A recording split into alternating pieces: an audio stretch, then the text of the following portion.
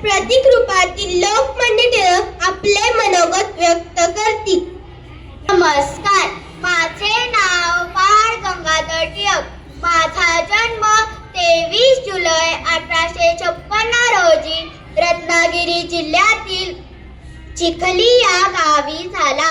माझ्या आईचे नाव पार्वतीबाई व वडिलांचे नाव गंगाधर टिळक. पण माझ्या देशबांधवांनी मला एक प्रेमाने नाव दिलं, लोकमान्य. होय, मीच तो टिळक ज्याने गर्जना केली होती, स्वराज्य हा माझा जन्मसिद्ध हक्क आहे, तो मी मिळवणारच. जेव्हा देश गुलामगिरीत होता तेव्हा मी लोकांना एकत्र केलं. शिवजयंती आणि गणपती उत्सवातून राष्ट्रप्रेमाची ज्योत प्रज्वलित केली. माझा आवाज इंग्रज सरकारला असह्य झाला.